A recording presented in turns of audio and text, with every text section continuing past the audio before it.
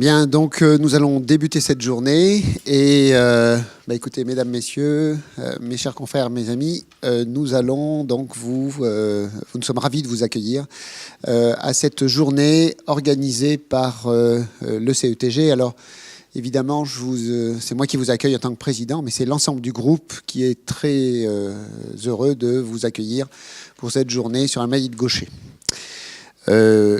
Comme vous le savez vraisemblablement, il s'agit bien d'une journée académique que nous organisons donc tous les 2 ans. Donc la dernière édition date de 2015. Et nous associons 2 journées en fait, une journée dédiée aux soignants et une journée dédiée aux patients, 2 jours de suite. Donc aujourd'hui ce sera pour les soignants et demain ce sera pour les patients, les 2 journées ayant lieu à Paris. Alors, ce n'est pas l'usage, mais pour éviter que les remerciements soient exprimés à la fin d'un topo quand un certain nombre d'entre nous sont obligés de partir, je voulais commencer par des remerciements parce que si ces journées ont lieu, c'est grâce à un certain nombre de personnes, bien sûr le CETG, ça je reviendrai sur l'ensemble du groupe, mais je voulais remercier également en particulier Samira Zebish que vous avez donc, pour ceux qui ne la connaissent pas, rencontrée à l'accueil et qui s'est occupée de toute la partie logistique. Je voudrais remercier Catherine Marcel qui est ici parce que c'est elle qui a beaucoup travaillé sur l'aspect communication de cette journée et je pense que c'est quelque chose, c'est un nouvel aspect que nous mettons en place des journées et qui devrait être intéressant pour la diffusion des connaissances que l'on va manipuler au cours de cette journée. Et à ce sujet, d'ailleurs, je voulais vous dire que les interventions de la journée vont être filmées et il y aura un résumé vidéo-audio, sauf pour les orateurs qui ne le souhaitent pas, qui sera ensuite disponible et on vous tiendra informé de la façon dont on pourra le diffuser. Et puis enfin, bien sûr, je voulais remercier les 2 sponsors de ces 2 journées, donc Shire et Sanofi Genzyme, puisque c'est grâce à un support financier de leur part que nous avons pu organiser l'ensemble de ces journées qui ont évidemment un certain coût, hein, parce que vous savez que la contribution que l'on vous demande est minime, et donc la location de la salle, le traiteur, etc., y compris l'aspect communication, tout cela a un coût et cela nous permet de vous préparer, nous espérons, une journée dans de bonnes conditions. Donc le programme, vous avez vu, on va pour cette année balayer un certain nombre d'aspects de la maladie de Gaucher. Donc après une introduction sur l'organisation de la prise en charge et puis le rôle du CETG, il y aura un point sur le registre et puis des actualités sur la physiopathologie, puis sur la thérapeutique, les enjeux actuels et puis ensuite on verra des cas cliniques qui nous permettront de discuter. Alors le but est aussi d'avoir des échanges avec la salle, alors n'hésitez pas bien sûr à nous interpeller, hein. Cette journée elle est faite pour cela et puis après on aura l'honneur d'accueillir le professeur Carla Olac qui arrivera je pense en fin de matinée et qui nous fera une conférence au cours de cette journée et on terminera par un flash sur les projets de recherche dans lesquels nous intervenons au CETG. Donc voilà pour un peu l'introduction à ces journées et je vais si Nadia veut dire peut-être un mot complémentaire avant que je parle de l'organisation de la prise en charge de la maladie. Non, je suis ravie que vous soyez là. Je vous souhaite une bonne journée.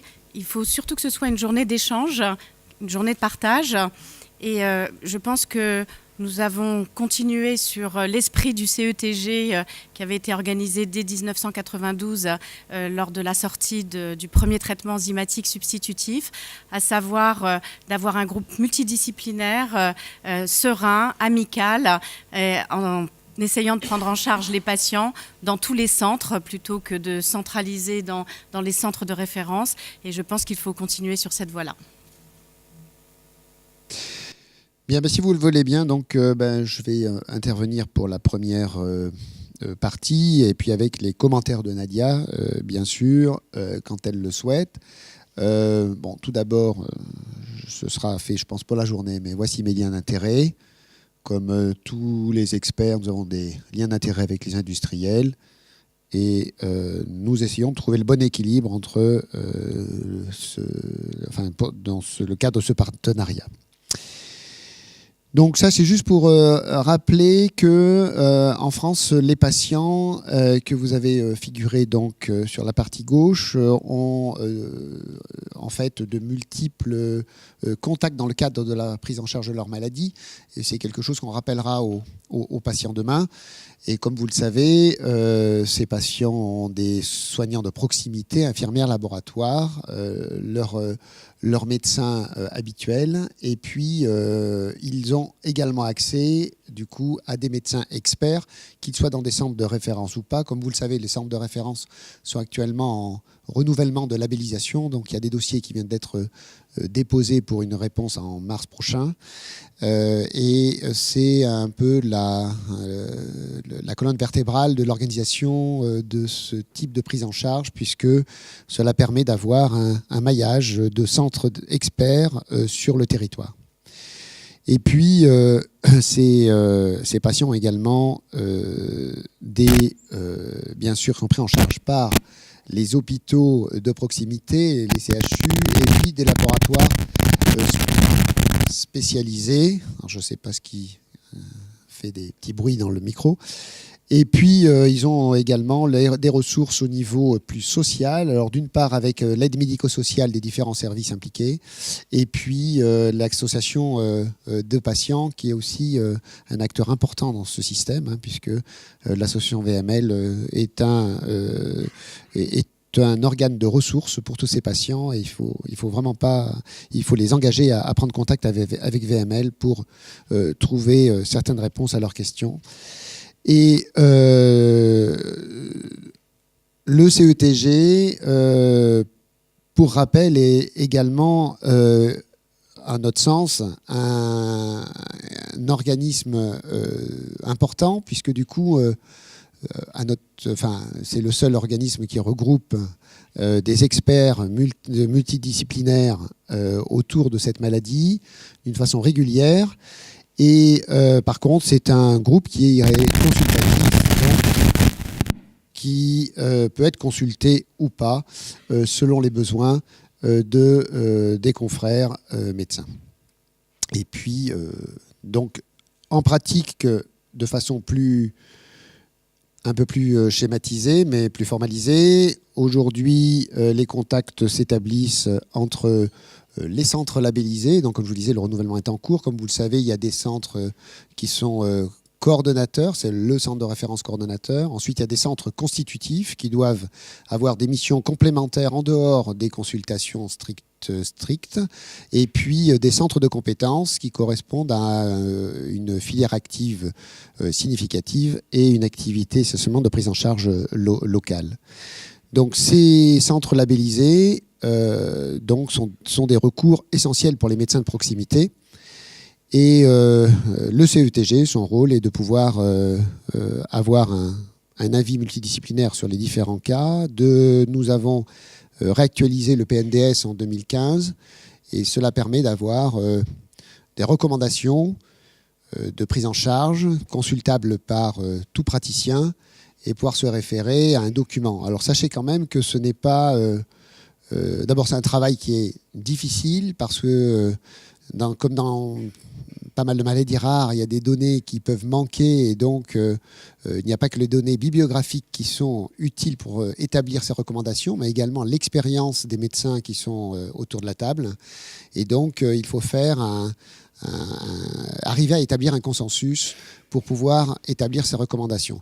Sachez que tous les pays ne font pas forcément de recommandations et qu'on manque toujours de recommandations internationales.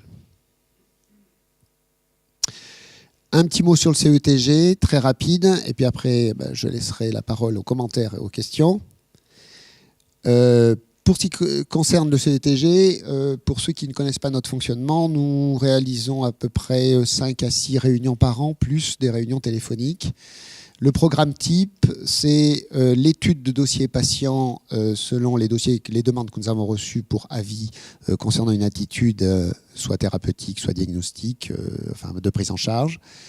Si l'un de nous reçoit une demande entre les réunions, à ce moment-là, nous nous basculons les uns les autres à quelques-uns l'observation anonymisée pour avoir un avis sans attendre la prochaine réunion. Puis nous avons une partie qui est plus sur les actualités et puis enfin sur les projets du CETG ou des recherches en cours. Nous avons mis en place une réunion d'interface avec les industriels intéressés par cette maladie. Ça permet d'avoir des moments d'échange sur les projets en cours du côté académique, du côté industriel et d'arriver à coordonner un certain nombre de choses. En dehors de ces 5 ou 6 réunions par an, sachez que nous avons des actions de diffusion des connaissances et sont évidemment ces journées qui donc ont lieu tous les 2 ans. Je ne reviendrai pas sur cet aspect. Et puis nous disposons d'outils. C'est le registre français d'Amélie de Gaucher dont Jérôme Sternemann va vous parler après cette intervention. Et puis une collection nationale biologique que nous mettons en place entre les différents laboratoires spécialisés dans le diagnostic ou le suivi de cette maladie. En dehors de ces outils, eh bien, nos missions sont axées sur la priorisation des projets. Et ça, vous verrez, vous en aurez un aperçu au cours de la dernière session de la journée, puisque c'est l'occasion de vous faire un petit flash info sur ces projets de recherche. Voilà, je remercie évidemment tous les membres d'un groupe qui est dynamique, sympathique, actif, qu'est-ce que je vous dis, constructif. Bref, quand on s'assoit, c'est pour que les choses avancent autour de la table, hein, c'est pour que les choses avancent. Et ça, c'est vraiment très très important. Et du coup, pour les vœux, on a reçu un tas de vœux de membres qui disaient « je suis bien content de faire partie du groupe ». Donc voilà, pourvu que ça dure, c'est parfait. Voilà, pour ma part, pour cette partie-là, c'est ce que je voulais un peu rappeler dans le fonctionnement, parce que nous ne savions pas si tout le monde était bien au courant de comment ça fonctionnait sur le plan général. Et maintenant, la parole à quelques questions ou commentaires. Nadia, je te laisse. Alors, est-ce qu'il y a des questions? S'il n'y en a pas, comme on a pris un petit peu de retard, on va commencer par la première communication.